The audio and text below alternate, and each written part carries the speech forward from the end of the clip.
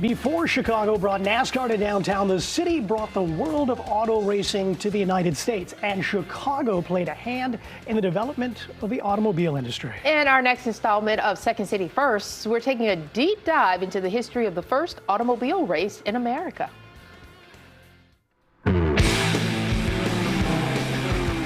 And now, race fans, for the most famous words in motorsports. Start your engines, brothers! Start your engines! NASCAR, Formula One, drag racing. Fervent fans all over the world cheer on their favorite drivers, teams, and cars. From organized motorsports to a way of life. If you ain't first, you're last. To something maybe not so organized. It feels as though auto racing has been a part of our culture since the beginning of time. Okay, maybe not that far back. But what if I told you it wasn't? What if I told you Chicago was responsible? Spoiler alert, it was.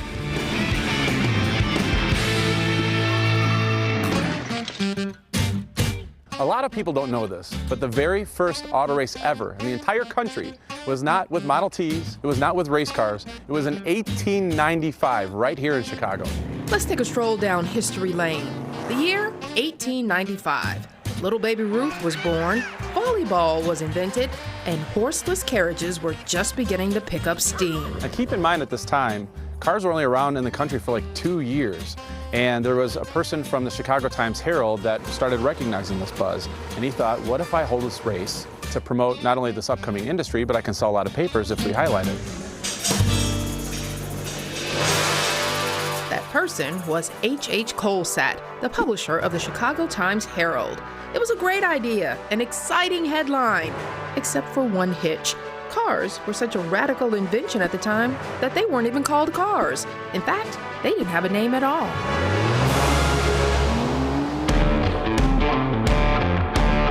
They didn't have a name. It wasn't called the automobile or the car or vehicle. These were carriages at the time. They were horseless carriages. So he had this contest for all the people to name it, and they end up calling it the motorcycle. So the first ever motorcycle race happened. So he's gonna hype this up. So he invites 83 cars from all over the world to come down and enter this race. And at the time, again, 2 years, so there's not a lot of things. A lot of these are prototypes. So he invites 83 cars, they come into the city, but a lot of them break down on the way and they don't show up. If you think the city neglects drivers now, imagine conditions before paved roads and traffic signals. Then they finally get to Chicago and all of these police officers are like, what is this? Where's your course? This is not street legal. Get out of here with this thing. And for the first time ever, drivers were about to get a feel for winter driving. It's Thanksgiving Day that this race is being held on, and it snows. So this is the first winter that people are driving on. So a lot of people are like, forget it, I'm not even showing up to this thing. So of the 83 cars that show up, 6 cars show up to the starting line. This is the first crash course of driving in the winters in Chicago. And this isn't with the cars we're driving now. This is the conditions here. There's no heat, there's no air, there's no windows. There's no paved roads, really. Everything was still either cobblestone or very dusty. So both men and women wore these dusters to cover their clothes to protect them from both the elements, the dust, the dirt, and whatever else. So everybody wore these dusters back when they were carriages. As for the track, originally they were going to have the track go from Chicago all the way up to Milwaukee and back. But because of the snow and only 6 people showing up, they go from Chicago to Evanston, which is like a 54-mile round trip. the start and finish line was in Jackson Park, where to this day, a rock commemorates the friendly, spirited race. There's 4 cars and 2 actual motorcycles. So we have the Duryea motorized wagon, we have 2 makeshift prototype motorcycles, and we have 3 Benz motor wagons, which is what I'm sitting on right now. This is an 1886 motor wagon that was created by Carl Benz. You know Benz from the Mercedes-Benz name. He actually invented the automobiles. Did I say friendly, spirited race? Turns out it wasn't that friendly.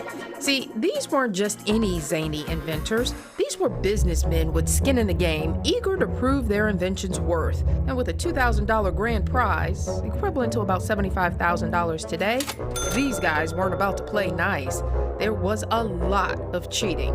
Drivers taking shortcuts, pushing their vehicles through snow, even stopping at a local blacksmith for secret repairs. But finally, someone crossed the finish line. of the 6 people that started, only 2 crossed the finish line. The 4-wheeled wagon was the one that came in first place. One of these Benzes came in second place, and that was it. Everything else broke down. The motorcycles just couldn't cut it with the grades of the track and the cold. And one of them was actually electric powered, which is insane. Think about a Tesla in like 1895. That died, and another one hit a horse, actually. So then it's down to the 4 cars. The other ones didn't make it, so only 2 crossed the line. So even with the first, second, and third place cash prizes, they only had to give out first and second place. So the Duryea motorized wagon crosses the finish line, right? It's a 54-mile round trip, 7 hours and 53 minutes at an average speed of 7 miles per hour. While the Chicago Times-Herald race didn't turn out exactly how H.H. Kolstad hoped, it undoubtedly put the foot on the gas of the automobile industry. And it's amazing to think about how fast this evolved. So this is, late 1800s. Then you get into the Model Ts and the cars in 1905, 1906, 1912. These are full-blown Rolls Royces with functioning windows and lanterns, and they're luxury rides. And it's almost a 10-year span. Think about 10 years ago to now. I mean, they completely blew up all over the country. And after that race was done, the next year they started the production of the first mass production of the automobile. So even though the race was a total flop and a disaster, it actually inspired enough attention and need for automobiles that they started the mass production.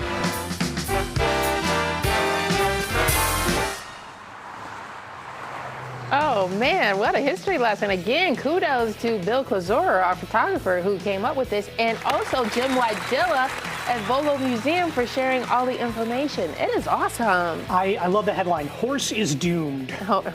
Yes. Yeah. Meantime, I'm going to go in my Uber and order a horseless carriage. So pardon me. That is so cool. So before NASCAR took over downtown, they took over Jackson Park. How cool is that? There you go. Very yeah. nice. A All lot of right. history lessons.